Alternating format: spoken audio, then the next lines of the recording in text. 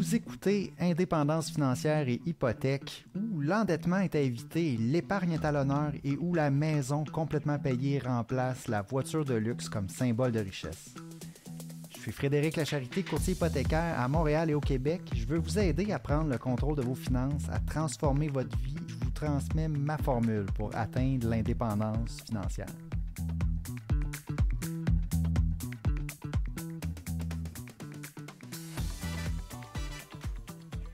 Podcast numéro 113. L'épisode d'aujourd'hui, on sépare ça encore en trois. Premièrement, je vais parler du livre. Je vais annoncer le gagnant pour cette semaine. Il va me rester 3 livres ensuite à faire tirer. Ensuite, en deuxième partie, je vais parler d'un cas de refinancement sur lequel j'ai travaillé la semaine passée. Et en troisième partie de l'émission, le sujet principal, on va parler d'inégalité. Inégalité, j'ai déjà essayé d'en parler quelques fois sur le podcast. C'est un sujet qui me tient à cœur. Je reviens un peu avec ce sujet-là. Je vais vous expliquer mon approche, pourquoi que j'en parle, pourquoi que c'est important pour quelqu'un qui veut cheminer de 0 à 1 million, 2 millions, 3 millions de dollars en patrimoine. Pourquoi que c'est important d'accumuler un patrimoine? Les inégalités, c'est une, des raisons que je vois principales pourquoi c'est important d'accumuler son patrimoine pour se protéger justement de l'accroissement des inégalités économiques dans le monde. On va parler de ça dans la partie 3 de l'épisode d'aujourd'hui. Alors, commençons. Tirage du livre. Le livre, c'est l'indépendance financière. Devenez maître de votre hypothèque. Donc, c'est le livre sur la manœuvre Smith. Le gagnant de cette semaine est Marc-André. Alors, Marc-André, je vais t'écrire bientôt pour te demander tes coordonnées et t'envoyer le livre par la poste. Je vous rappelle donc qu'il reste 3 livres à faire tirer. Vous pouvez toujours vous ajouter à la liste des personnes qui participent au tirage.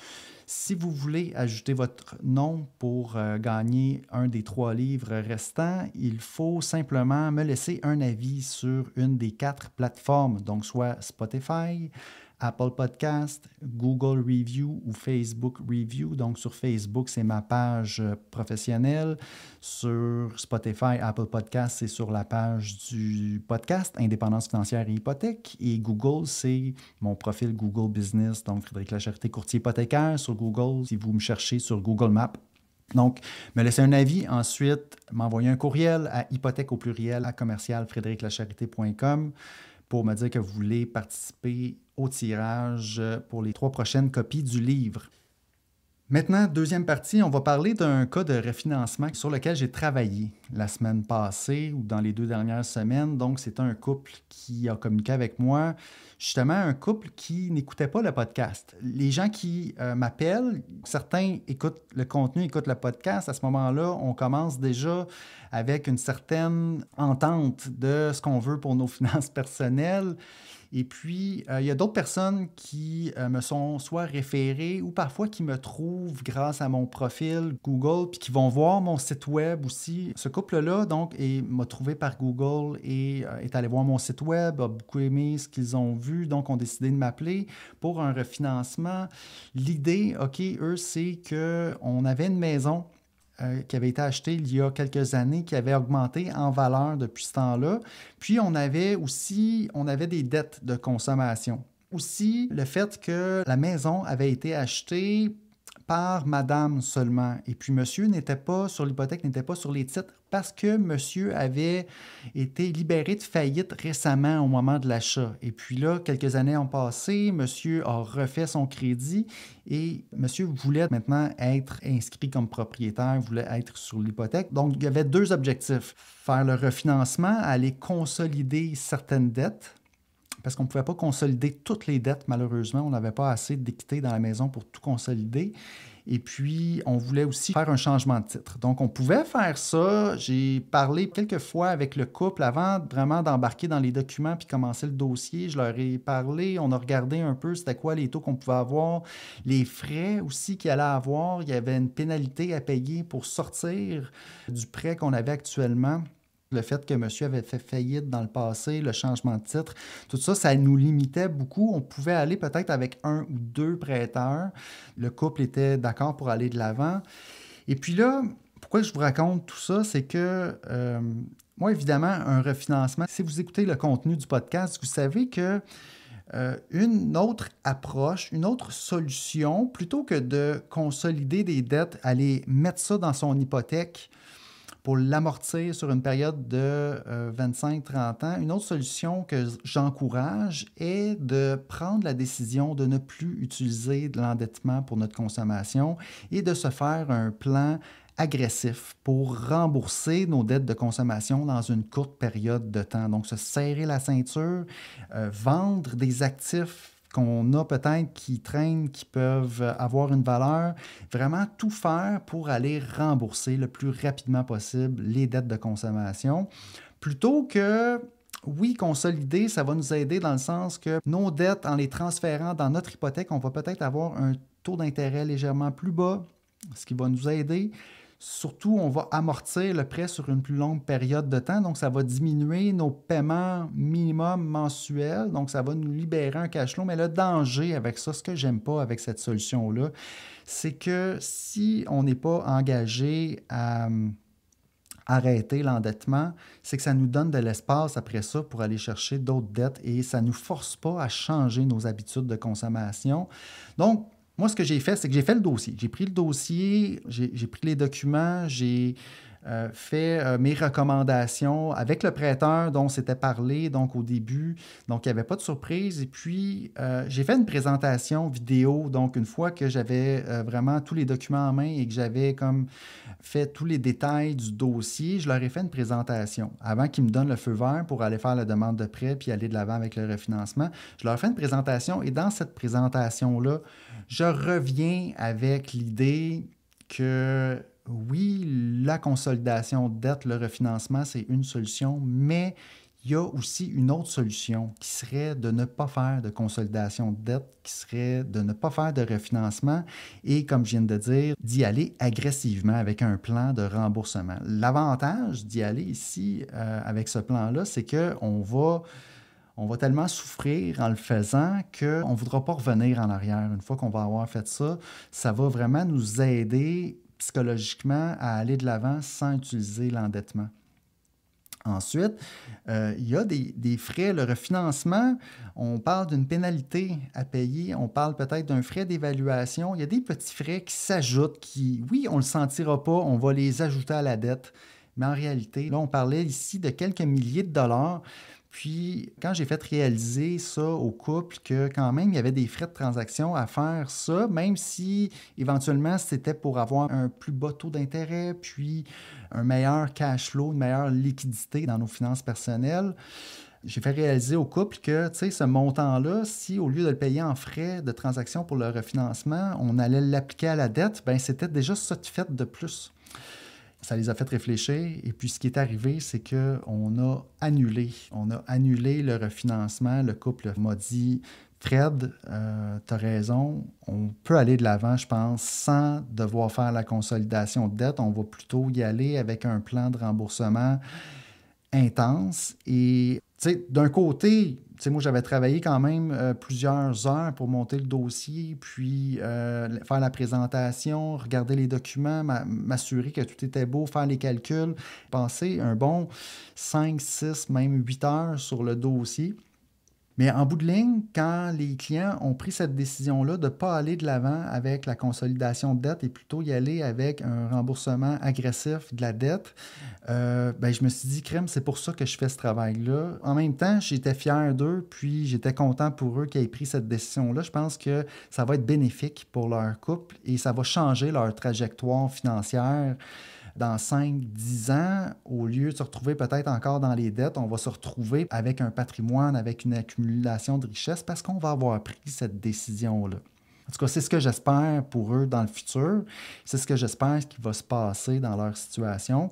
Et puis, évidemment, que je reste présent pour eux s'ils ont des questions pour quoi que ce soit, côté hypothèque, si je peux aider. Tu sais, on s'est dit, regardez, je reste là si vous changez d'idée, mais je pense que c'était une très bonne décision. Puis, je leur souhaite tout le meilleur pour le futur. Donc, ça, c'était une tranche d'histoire, un cas de refinancement dont je voulais vous parler cette semaine sur le podcast pour vous donner une idée.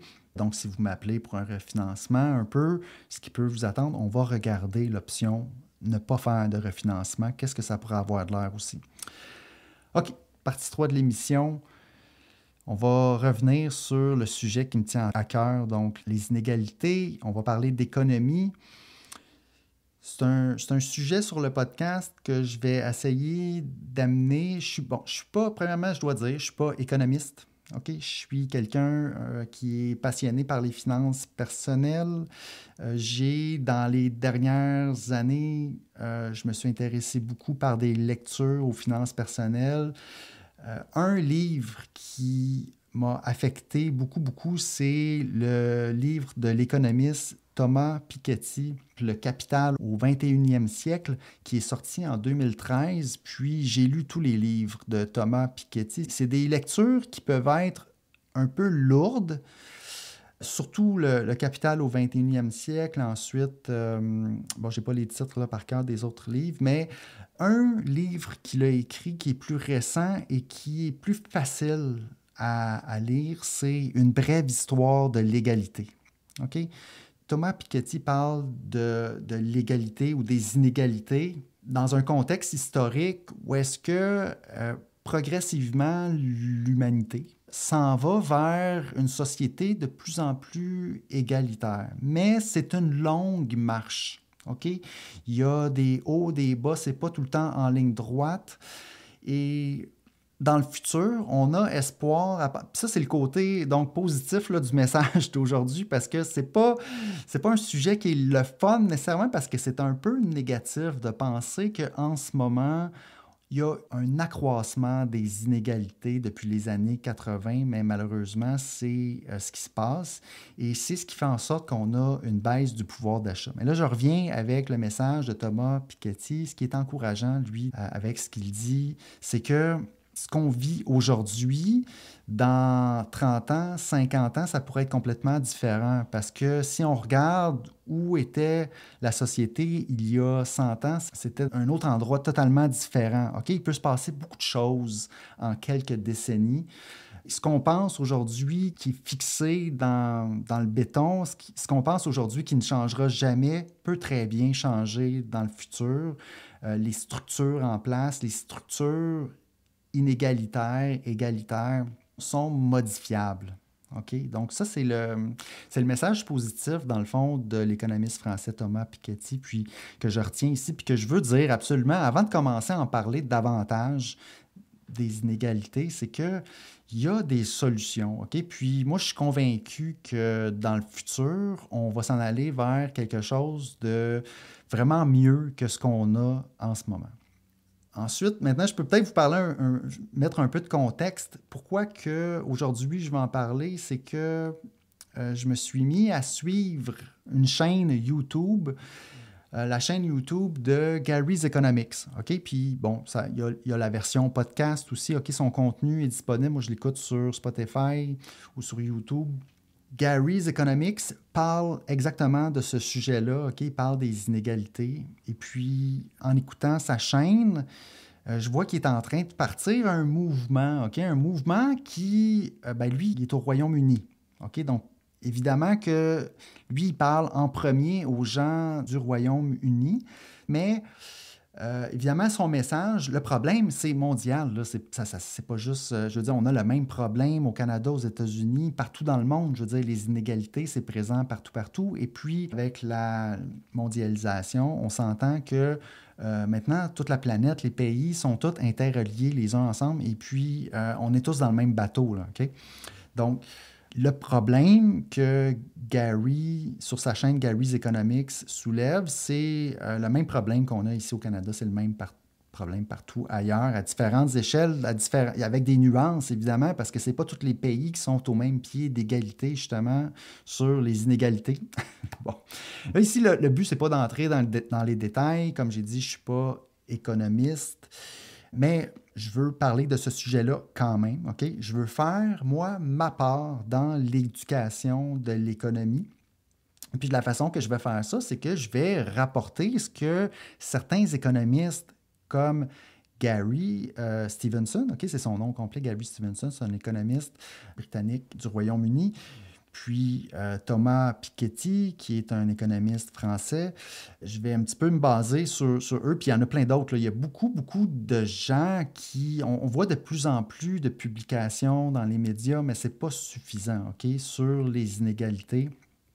J'ai partagé ce matin sur ma page Facebook, justement, un article là, qui avait été partagé sur ce sujet-là aussi. Puis moi, quand je les vois passer sur les réseaux sociaux, je vais vouloir partager maintenant les choses qui me semblent très pertinentes et qui me tiennent à cœur. Donc, ce que j'annonce, dans le fond, aujourd'hui, c'est que je veux parler davantage de ce sujet-là. Je veux parler davantage d'économie, d'inégalité. Ma mission, ça reste toujours d'aider de passer de 0 à un patrimoine de 2 millions et plus.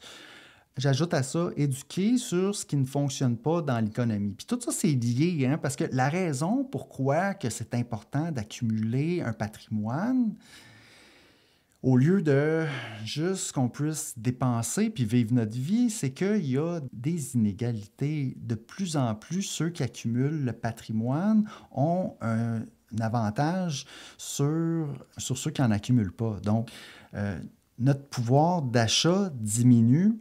Et puis, ceux qui accumulent, ceux qui détiennent toute la richesse est concentrée dans une petite partie de la population, toujours plus petite. Donc, dans le fond, la richesse se concentre vers le haut. Plus qu'on avance avec le temps, ça a commencé depuis les années 80. Évidemment, il y a tout un cheminement avant ça que Thomas Piketty nous explique d'une bonne façon dans une brève histoire de l'égalité. On peut tout suivre, justement, comment on s'est rendu. Mais depuis les années 80, depuis qu'il y a de la déréglementation, on parle des politiques Reagan, qu'il y a eu des moins hauts taux d'imposition et puis c'est plus facile pour les gens qui ont beaucoup de capitaux d'en accumuler toujours plus. Ils ont des plus gros rendements, puis ils ne payent pas leur part d'impôt. Donc, les plus riches ne payent pas leur part d'impôt, malheureusement, et c'est un problème. C'est un problème parce que ce n'est pas soutenable. Où est-ce qu'on s'en va? C'est toujours vers une perte du pouvoir d'achat. On le sent déjà. Okay? On le sent déjà, la hausse du prix de l'immobilier, c'est directement lié à ça. Okay? C'est directement lié à ça. On le sent déjà, c'est de plus en plus difficile de pouvoir être propriétaire de notre habitation, de notre logement. Okay? C'est lié au fait que la richesse se dirige vers le haut. Donc, c'est une faible partie de la population qui détient toute la richesse et le reste qui doit travailler, qui doit pédaler, qui doit toujours travailler plus fort pour payer des choses qui augmentent toujours de prix et on en a de moins en moins pour notre argent. Le message ici, c'est qu'éventuellement, attendez-vous à ça dans le futur pour nos enfants, c'est important. Le système va devoir changer. Ou sinon, il va y avoir des crises, il va y avoir des guerres, jusqu'à temps qu'on arrive à une situation où est-ce que il n'y a que des riches ou des très, très pauvres. Puis là, une fois que les très, très riches auront plus de clientèle, c'est-à-dire que les très, très pauvres ne pourront plus rien acheter, donc les très, très riches vont devoir se faire la guerre entre eux. Puis ils vont envoyer les très, très pauvres comme étant leur armée. C'est un scénario un peu pessimiste, catastrophique, mais le message ici, c'est qu'on se dirige tranquillement vers ça et attendez-vous à ce qu'il y ait des changements dans la structure de l'économie, dans la structure dont les pays font affaire ensemble, dans la structure dont les gouvernements imposent la richesse. Okay? Parce que ça, c'est le message dans Gary's Economics, c'est que pour lui, la solution, c'est qu'il faut absolument aller imposer la richesse et non le travail. Okay? Présentement, c'est pratiquement que le travail qui est imposé. les taxes, on va le chercher aux plus pauvres, on va le chercher à ceux qui travaillent, puis on ne va pas le chercher à ceux qui détiennent tout le patrimoine. Eux, ils ne font qu'avoir des avantages fiscaux. On le voit encore, les gouvernements favorisent beaucoup pour différentes raisons, mais en gros, la vraie raison, c'est parce que ceux qui sont au pouvoir, ben, c'est eux qui ont la richesse. Puis, tu sais, en réalité, c'est pas compliqué, là. C'est une guerre de pouvoir. Ceux qui ont le pouvoir, qui ont la richesse, ils veulent le conserver, et puis ils sont trop gourmands, puis ça fait en sorte que on se dirige vers une situation où est-ce que c'est insoutenable et nos enfants n'auront pas assez d'argent pour acheter donc leur propriété. Puis la classe moyenne va diminuer progressivement jusqu'à temps qu'il y ait juste une classe élite et une classe de très très pauvres. Ça s'est vu dans le passé. C'est en ce moment, certains pays ont déjà cette structure-là en place. Et puis c'est pas nécessairement de leur faute, c'est peut-être même de la faute des pays les plus riches. Bref, il y a tout plein de choses qu'on peut dire par rapport à ce problème-là, par rapport à l'économie. Ce que je veux dire en ce moment, c'est que je vais en parler davantage sur le podcast. Je vais faire ma part, OK, pour soutenir le message. On doit imposer la richesse et non le travail. Puis ça, c'est pas une mince tâche, ça se fera pas du jour au lendemain. Pensez juste à ce qui s'est passé avec l'augmentation du taux d'inclusion du gain en capital.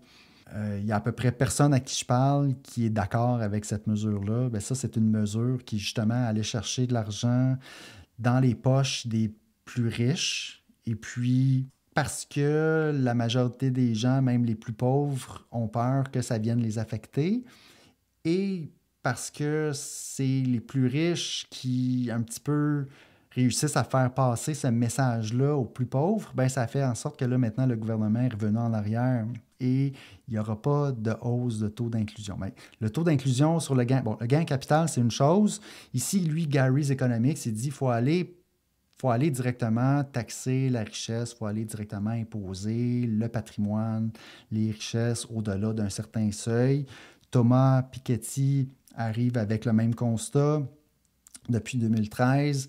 Et puis, de plus en plus, OK, on va en parler, mais ça ne viendra pas du haut. Ces solutions-là ne viendront pas des plus riches. Ça va devoir venir de la classe ouvrière qui fait équipe avec la classe moyenne parce que la classe moyenne est en danger ici de perdre. La classe ouvrière, évidemment, a tout à perdre avec ça parce que son pouvoir d'achat diminue année après année. Puis voilà, le secret, c'est d'en parler, c'est d'avoir un message clair, simple, qu'il faut imposer la richesse et non le travail. Et puis, ça ne se fera pas du jour au lendemain, mais d'être conscient, d'être éduqué, d'être au courant, puis de voir des publications, de voir des personnes en parler. Moi, je veux faire ma part pour cet effort-là. OK? Je veux voir plus de publications, je veux voir plus de gens, plus d'économistes. C'est fou, OK, que les économistes qui vont à l'université, qui ont le diplôme d'économiste, très peu vont parler d'inégalité. Ils vont parler de chômage, ils vont parler de tout plein de sujets, OK, par rapport à l'économie. Mais ils ne parleront pas de la vraie chose qui est importante, c'est-à-dire qu'on se dirige dans le mur et que les plus riches accumulent toujours de plus en plus de richesses et que ça, c'est insoutenable. Les économistes sont payés par les banques. Les économistes sont payés par les milieux universitaires qui, eux, sont contrôlés par les hautes sphères de la société. Puis le message de l'inégalité ou de l'égalité, c'est pas un message qui est populaire lorsque, justement, on fait partie du 5% des plus nantis dans la population. On aime bien mieux aller mettre le doigt sur d'autres choses puis faire distraction. Et puis, c'est surprenant que les économistes ne parlent pas d'inégalité, alors que c'est un problème criant. Il y a certains économistes qui le font, comme Thomas Piketty, comme Gary Stevenson, dont je vous ai parlé ici. Et moi, c'est ça. Je veux faire partie du mouvement, je veux aider, je vais en parler davantage pour qu'éventuellement, qu'il y ait une assez forte demande. Puis je pense que ça va arriver, puis ça ne sera pas de ma faute. Ça n'a pas le choix, là. Plus qu'il va y avoir d'informations, plus qu'on va en parler, plus que ça va être demandé. Éventuellement, les partis politiques vont devoir adresser la demande parce que c'est des démocraties. On est encore dans des démocraties. On espère que ça reste démocratique. Donc, si on est une grande partie de la population qui demande donc d'aller justement imposer la richesse et non le travail, éventuellement, ça va se faire. Puis là, ben, il y a tout plein de contre-arguments en ce moment. On va vous dire, oui, mais ça ne marche pas. Oui, mais les riches vont s'en aller. Oui, mais. C'est normal. C'est normal, puis c'est compréhensible. C'est des gros changements, mais c'est pas impossible que ça se rende là sans qu'on arrive nécessairement à un État communiste, OK? Puis c'est pas ça qu'on souhaite nécessairement, mais le capitalisme, c'est bien, ça fonctionne, c'est la moins pire des solutions qu'on a trouvées jusqu'à date. Il faut aller maintenant un pas en avant, une étape plus loin éventuellement. Il faut aller imposer les richesses pour mettre un frein à l'enrichissement toujours de plus en plus rapide parce que c'est insoutenable comme système. Il faut que le capitalisme soit encadré dans une optique de bien commun. Les problèmes, par exemple, de l'environnement, de la planète, c'est des problèmes qu'on ne peut pas régler juste avec le capitalisme pur. C'est-à-dire, les sociétés, les individus ne vont jamais s'auto-réguler pour régler des problèmes aussi gros que la planète, le réchauffement climatique. Ça ne va pas arriver. Ça prend un effort global. Ça prend d'autres choses, là. Le capitalisme a ses limites. Puis les inégalités ensuite entre les pays, il n'y a rien de réglé, évidemment, là-dedans. Il y a beaucoup, beaucoup de travail à faire. Il y a du chemin qui a été fait dans les 100 dernières années, comparé à ce que c'était au début des années 1900. Mais comme Thomas Piketty le dit, c'est une marche vers l'égalité qui va continuer à se faire dans les prochaines décennies, les prochains siècles. Une étape qui va devoir se faire, idéalement, sans qu'il y ait besoin d'y avoir des grandes guerres pour avoir des destructions complètes de la planète, des guerres nucléaires ou je ne sais pas. Ça va être que la classe ouvrière, la classe moyenne demande qu'il y ait une imposition de la richesse et non pas une imposition, une taxation du travail. Donc voilà, c'était l'épisode d'aujourd'hui, l'épisode 113 sur les inégalités économiques croissantes, okay? La raison pour laquelle nous perdons notre pouvoir d'achat. Une chose qu'on peut faire pour se protéger, c'est de se serrer la ceinture, d'essayer d'accumuler, nous, notre patrimoine, d'aller chercher notre base, notre 1 million, 2 millions, 3 millions de dollars pour se protéger, pour être protégé justement des inégalités. Si on réussit à accumuler un patrimoine, on va être un peu plus à l'abri de ce qui va se passer parce que ça va continuer à empirer. Hein? On ne va pas demain matin commencer à imposer la richesse, c'est impossible.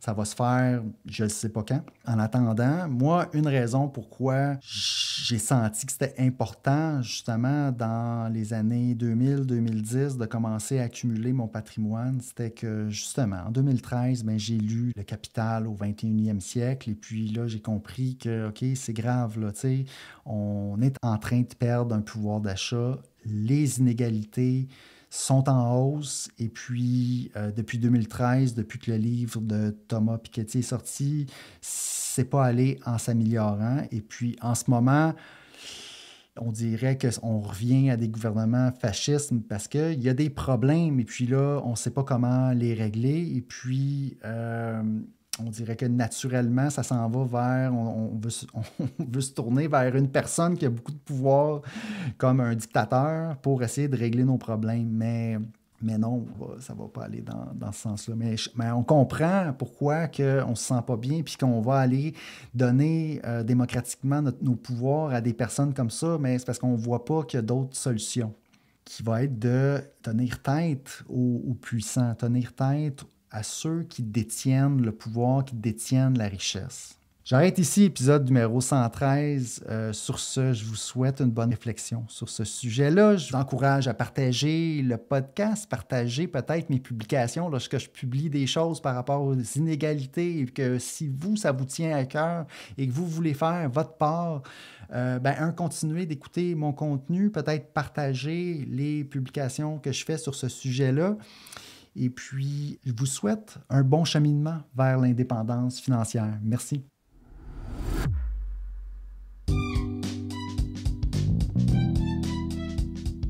Alors, si vous avez apprécié l'émission, je vous invite à vous abonner.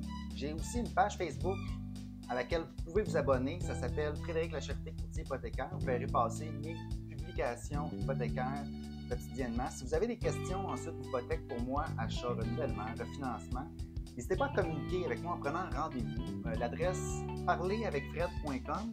C'est un site, ça va vous mener directement sur mon calendrier. Vous pouvez choisir la date, l'heure, choisir le moment qui vous convient pour prendre rendez-vous. Ensuite, par courriel à hypothèque au pluriel, donc hypothèque avec un S, à commercial frédériclacherté.com. Téléphone 514-243-8994. Toutes ces infos-là sont disponibles dans les notes de l'émission. Puis ça me fera plaisir de parler d'indépendance financière et d'hypothèque avec vous.